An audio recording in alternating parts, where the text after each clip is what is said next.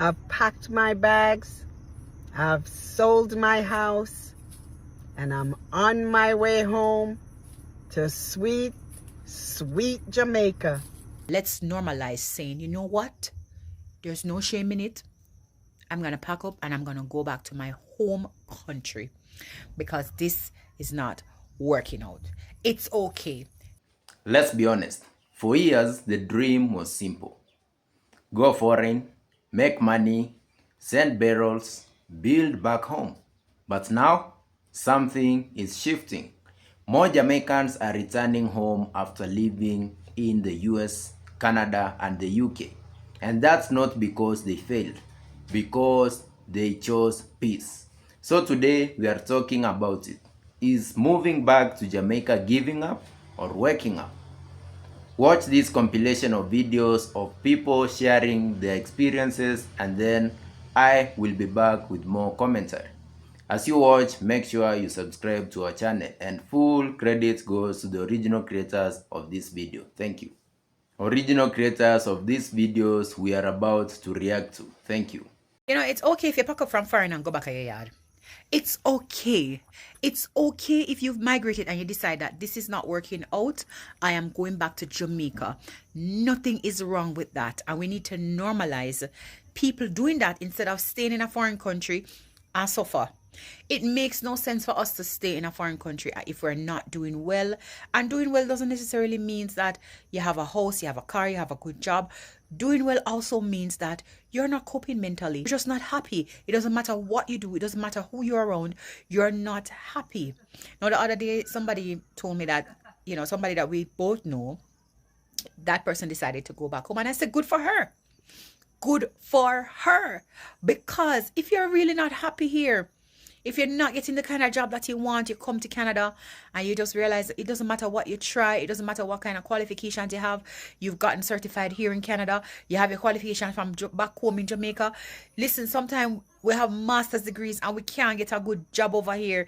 If you realize that you're not getting back to the status after 4 years, 5 years, the kind of lifestyle that you used to live in Jamaica, you're not able to do that in Canada or the United States, go back home. A lot of us come here and we leave house, we leave car, we left good jobs. Our kids were in private schools, the best of the best in Jamaica. And we come here and we're just not getting that standard of living. Even though you might have a job, you might, you know, be able to buy a house, but that standard of living that you had in Jamaica, that good job where that made you feel like, oh, you know, you're actually meeting your targets and meeting your goals in terms of, you know, your career. You have to start all over from scratch. And sometimes even after 4 or 5 years, you're still not there. Let's normalize saying, you know what? There's no shame in it. I'm going to pack up and I'm going to go back to my home country because this is not working out. It's okay. There's no shame in it. Pack up and just go back home. Nothing wrong with it. So pack up and come back home. I've packed my bags, I've sold my house, and I'm on my way home to sweet, sweet Jamaica. The brain dump is over. We're bringing it all back home. There's no way we can see Melissa take such advantage of our country and don't go back and fix her up. We are never ever going to abandon our parents. Not a country like Jamaica that gave us so much, or that gives us so much. Pride, joy, resilience, strength, happiness, best food, everything. Guess what? Yeah, man. If you can go back, go back. However you can do. Whatever help you can give. Because Jamaica instilled in us everything that everybody want. And it have a born in you. Like a true Jamaican. Yeah? So Jamaica, my sweet, sweet Jamaica. Here I come. 45 years, long enough. I'm coming back home. Why you move back to Jamaica, not there Jamaica? Please stop it. When you see people decide that they want to return home, you don't know what their life was like when they decided to move to a big foreign. Some of them realize that they were sold a dream and this is not the right path for them. Realizing that something doesn't work for you and taking action and making a real decision to dial back and then do what I need to do to make my life work for me. That is big, that is bold. We need to applaud people when they realize and find out that something doesn't work for them and they're going to make a change, rather than sit there in silence and because of what people are going to say, they decide not to live their lives the best way that they see fit. If you decide to go back home, I cannot see what is wrong with that. That is your home. Where should you go? When you move to these countries, they make it very clear that this is not your home. So there's no point in time, no matter how you feel comfortable, that you will ever truly feel like this is your home. I just don't get it. It really annoys me. I just saw a video like that and you people need to stop it. Applaud people, cheer people on when they decide to do things that is best for their lives, or just shut up. So one of my dreams is to move back to Jamaica at a young age, but we can still enjoy life. Not to move back at the typical 60-65 year retirement age. So I follow this couple TikToker, right? And they were living in Canada and they moved to Jamaica. They moved back to Jamaica, young couple, you know, and that is one of my dreams. And persons are gonna come under their account and say that they are lazy. America is not what it cracks up to be. Trust me. America will have your mental health in a whole. Most of us here are suffering from anxiety and depression who are living here in the States. Only difference with America and Jamaica is that there's more job opportunities here. If you want to work a 24-hour shift, you can work a 24-hour shift. You can just work straight so if you want. That's the only difference. But if you don't know what you're doing, you will be living paycheck to paycheck, and that works on your mental health because you're always thinking like, how am I going to pay this bill? Oh my God, another bill is coming, and it's just a bit much. It's like over here not really make the one person live, especially right now. Yes, we are in a recession, especially right now. If you not have a partner or if you not have some family member live with, trust me, I forgot double up on the job, double or triple up. You understand? Enough people over here do doubles, 16-hour days, and it works on your mental health. You don't have any time to spend with family, you don't have no social life. So coming from a culture where it's more lax and I wouldn't say stress free because stress dead here, but it's more lax, and you come here, it will go work for your mental health. And moving from anywhere you're from and to a new place, it takes adjustment. Like no one better than yard. And when I say yard, it's wherever you are originally from. So that is my dream, to move back to Jamaica at a young age. I am happy for the opportunity that was given, and I'm not being ungrateful, but that is my dream and that is my desire. Hi, my name is Kim, and I left the U.S. About 3 years ago and moved to Jamaica, and I have zero regrets. One reason I left was because I'm moving into my retirement years, and I simply could not afford to be in the U.S. with the amount of money that I would receive during retirement. Another reason was the stress for me. I've been working hard for a long time, and to be honest with you, I just don't want to do it anymore. I'm an empty nester, and you know, I want to live out the rest of my life not having to deal with the stress of owning a business or anything like that, or managing people. So I'm glad I did. I have no regrets. So I'm Jamaican. I moved to the States when I was 7 with my family. I'm the youngest of 3. And when I moved here, I had a very strong accent. I spoke real, raw, country patois. We grew up in St. Mary, Jamaica. If you know, you know, it's very country. And yeah, I just had a very thick accent.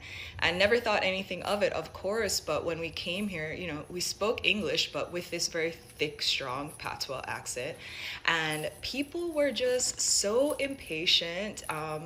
They would just say they didn't understand us. There were certain words, especially, that we would use that people were so like, they just refuse to, I think, even take the time to try and understand us. So something like, I remember like water. Water is this big stumbling block. Me and my sister always talk about this because, you know, here you say water, and in Jamaica it's water, WATA, or something like battery. In America, in an American accent, you say batteries, but we condense it to battery in Jamaica, in patois.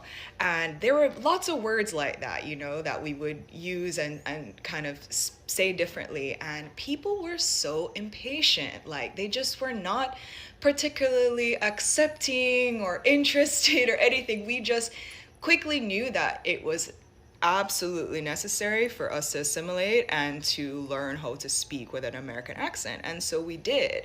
And it didn't take long. I mean, my parents spoke in patois to us at home, but we were in school every day. Like, we just had to do what was necessary. So by the next summer, when we went back to Jamaica to spend time with my grandparents and my family, everybody had something to say about the fact that we were not speaking patois anymore. And they said, look how you turn Yankee, look how you don't have a Jamaican accent anymore. And it was almost like a source of shame for me, and I think my siblings as well, because obviously we still felt connected to our culture. I grew up in a very Jamaican household. My father never even really wanted to move to the States. It was just because there were just better opportunities available to us. But, you know, you feel Jamaican, you're so happy to go back to Jamaica and see your family and your friends and everything, and everybody's like, oh, you're an American now. And, you know, it was just hard, and I felt like I kind of lost the patois, you know. For a bit it just wasn't as accessible to me because we were just trying to assimilate, trying to speak in a way where people would understand us and not just be impatient with us. And I didn't know any other kids really. We had a few. We had one family family, which it was two other girls who had just moved here, and they had accents, and they never lost their accents as much as we did. And it was like, oh my God, how come Ray and Nia still have their accents and we don't have our accents? But it's like, how are we going to speak in patois in our schools? Like, everybody was just like so like unkind about it. So yeah, we kind of lost it. But as I've gotten older, I've really wanted to speak in a way that felt more authentic to me. And over time I realized that like patois is still available to me, you know, even if I'm not talking raw chop patois. It's like, you know, if you hear me talk right now, you hear that, you know, I have a bit of an accent. And lately, over the last, I'd say like maybe 3 years or so, I've really been thinking like, how can I speak more authentically? And I feel like when I'm talking, I have these two different routes I can take at all time. Like, I could say water, or I could say water, or I could, you know, anytime enunciating my T's or even the tone that I use and stuff. It's not something that I have to actually think about, but depending on who I'm talking to or depending on what I'm talking about, patois is available to me, or a more American accent is available to me. And, you know, I remember growing up, people say, oh, talk patois. It's like, I can't just talk patois to you. Like, I need to be talking about something that makes it come out naturally. Like, if I'm talking again to another Jamaican, or if I'm very upset, or if I'm talking about Jamaica, my accent will come out inevitably. But lately I've kind of been realizing that it's all kind of becoming one thing, and I want to just speak one way and never think about it, and just, you know, just do what feels authentic to me. And lately, yeah, it has felt more Jamaican. You know, I got upset about something on Saturday night. I was talking to my friends, and I had a Jamaican, one of my friends in the car was Jamaican, and so it felt okay, or it felt natural or normal for me to kind of speak more patois, I think, because she was there. I wasn't even thinking about it, but it was just coming out like that. And my American friends were like, oh my God, like, I love when you talk like this. And I was just like, yeah, like, I need to just do this more. I need to just free up the accent, just let the accent free, and just, you know, do what's authentic. But it's interesting, like, growing up where you felt like you had to assimilate, you had to, just for survival, just to be accepted, just to be understood by your peers and your family and, you know, everybody. Like, it just it was just what was necessary at the time. And no, that I'm older, I think I realize, like, yeah, I don't have to be that little 7-year-old girl anymore. Like, I can just be myself, and I can just speak how I want to. And I've never really seen this conversation happen online, but I'm curious to know if there are other kids who or other people who moved here as kids and who have had this experience, and who, you know, not just from the Caribbean, but just from other places in the world, or, you know, maybe grew up speaking English but with an accent, and having to kind of navigate being in this new world, speaking in this new way, but always wanting to preserve who you are, and kind of coming back to it at some point. So I don't know, I just wanted to talk about it. Yeah, you could please let me know.